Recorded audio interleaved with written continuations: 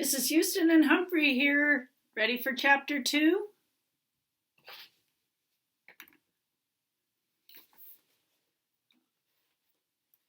Spring according to Humphrey.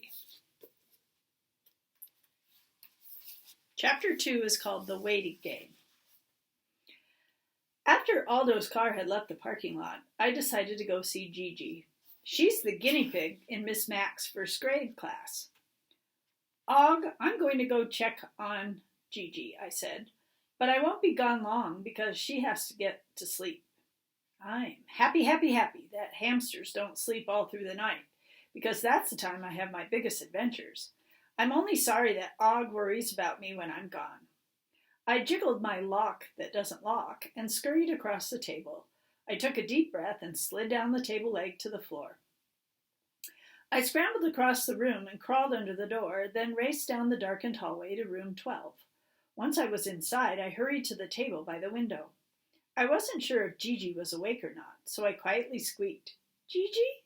Hi, it's me, Humphrey." "Hi, Humphrey," she replied in her soft voice. I'm positively thrilled that I can understand Gigi. I can understand humans, but they can't understand me the way Gigi does. And I still haven't figured out frog language. "I was hoping you'd visit," she said. "Can you come up here?" Getting up to the tabletop is always dangerous, but I grabbed onto the blinds cord, which hung almost on the floor, and slowly swung higher and higher until I could let go and leap onto the table near Gigi. "Did you see the ice this morning?" I asked. "Here it is March, and we had an ice storm. All my friends in room 26 can't wait for spring to come." "What's spring?" asked Gigi. She's a little younger than I am and hasn't been in school very long. "It's what comes after winter," I explained. "It gets warmer and greener and things start to grow again." "Oh," Gigi said. "I don't know about those things." "You will," I assured her. "Just pay attention in class. Miss Mack is a great teacher." "I know," Gigi said. "I love Miss Mack." "I love Miss Mack too, even though she broke my heart once and moved away. Luckily she came back. She's not my teacher anymore, but she still visits me sometimes." Gigi suddenly yawned. "Sorry, Humphrey," she said. "You know, I go to bed early." "I know," I replied, "and I like to stay up late." "It's not easy to sleep with the blinds open," she said. "The street light shines in my cage and wakes me up." Mrs. Brisbane used to close the blinds at night, but Aldo started opening them so I could see outside. I guess Aldo opens them for Gigi too. "Maybe I can close them," I said. I examined the blinds. Up until that moment, I'd only used the cord as a way to make my way up to the tables in room 26 and room 12. I usually gently swing myself up to the table level. I don't weigh very much and I've never had a problem.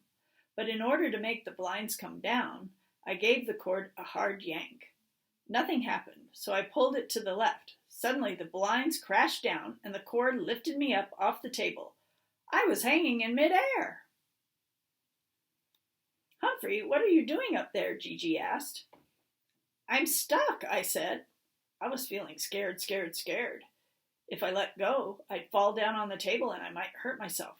If I pulled harder, the cord might lift me up even higher. I knew I couldn't hang on forever. I needed a plan, and I needed it quickly. I looked around to see if there was something soft on the table. There were a stack of papers and a few books, as well as Gigi's guinea pig food. Then I saw it. A box of nice, soft-looking tissues. Unfortunately, they were too far away for me to jump on. "Gigi, have you ever tried jiggling your lock open?" I asked.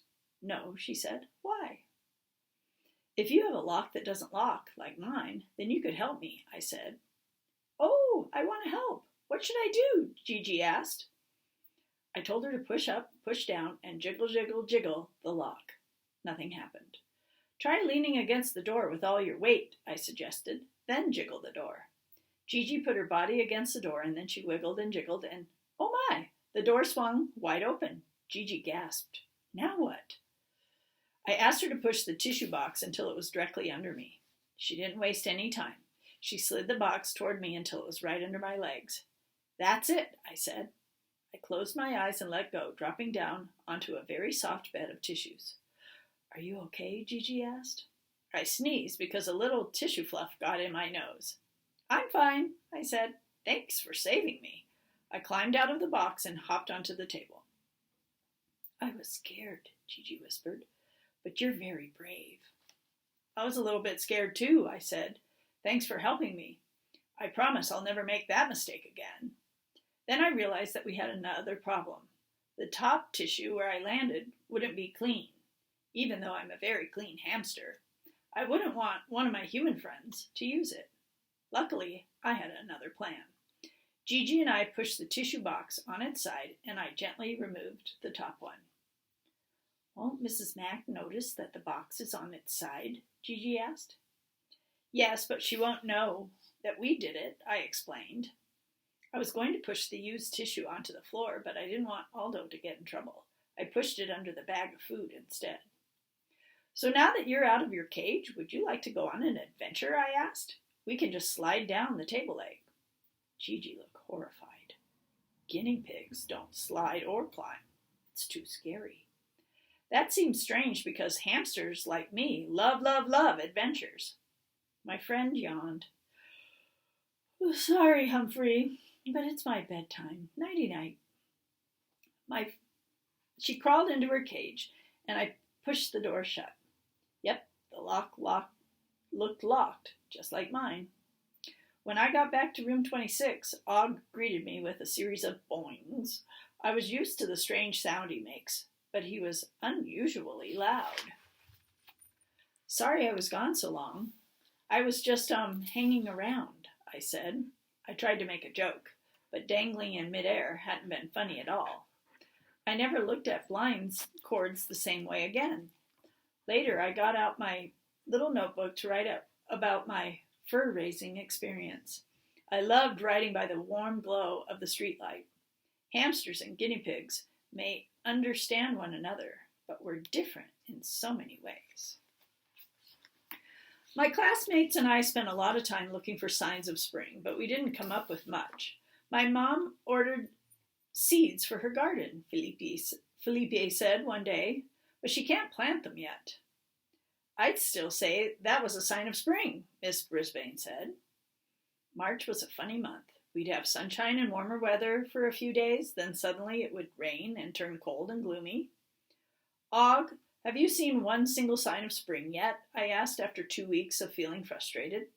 He replied with a very bored-sounding bong, boing. Me either, I said.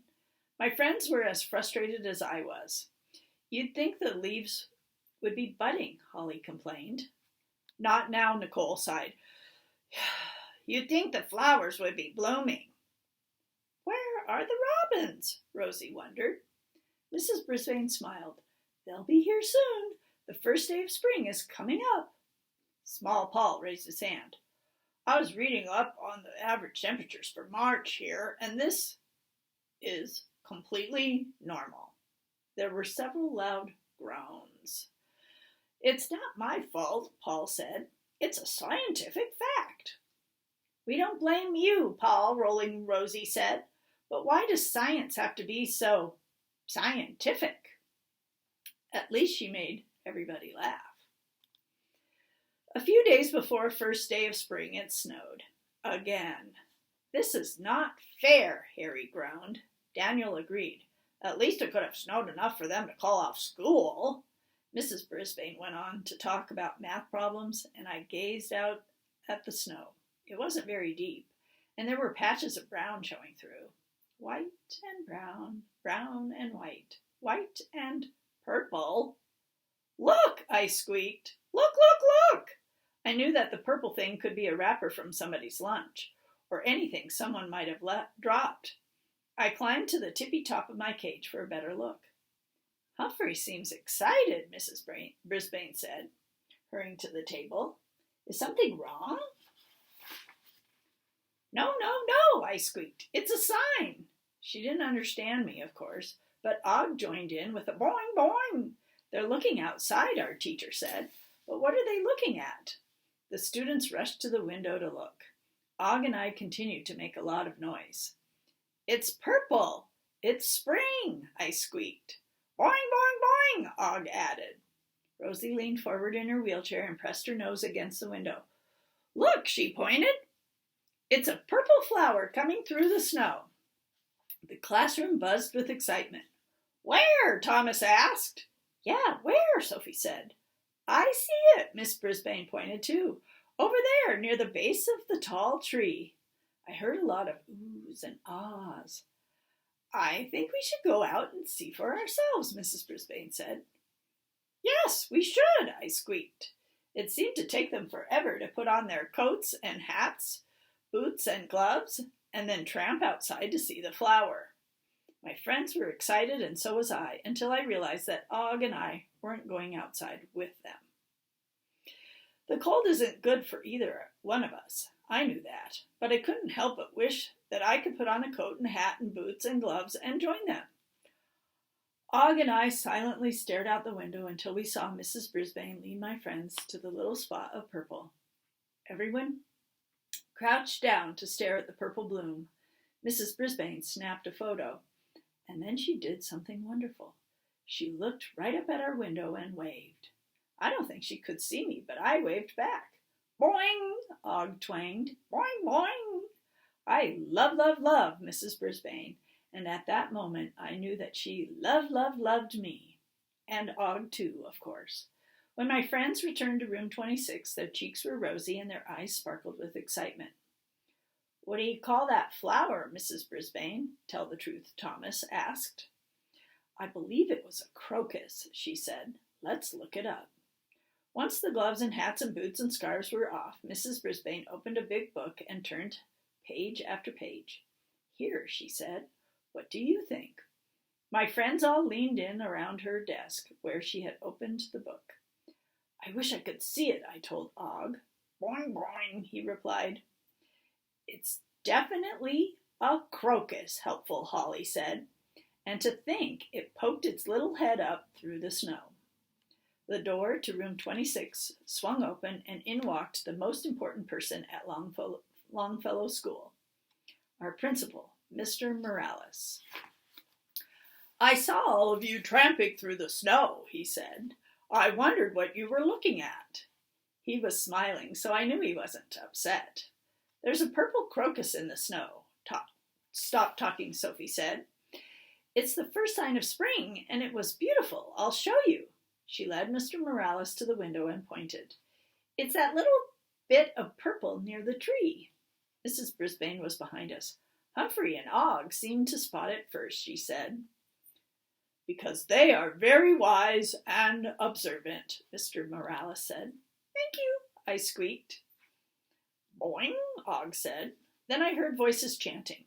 "It's spring! It's spring! It's such a wonderful thing!" I looked over and saw Rosie, Holly, Nicole, and Kelsey joining hands and repeating, "It's spring! It's spring! It's such a wonderful thing!" Mr. Morales smiled and said, "I agree. I sit in my office and work at my desk and talk on my phone, and sometimes I never even look out the window. Thank you for showing me a wonderful thing." It's funny how a little purple flower in the snow can make people so happy. Hamsters and frogs, too. After Mr. Morales left, my classmates started writing about the first sign of spring. Mrs. Brisbane wrote crocus on the chalkboard. She also passed around purple crayons for my friends to share. They were very quiet until they left for lunch. While they were gone, I took out my notebook. I didn't have a purple crayon, but I think I did a pretty good job of drawing a crocus without one. Humphrey's spring things. It almost took forever to see a sign of spring, but now that it has happened, it's such a thrilling thing. That's the end of chapter 2. We'll do chapter 3 tomorrow.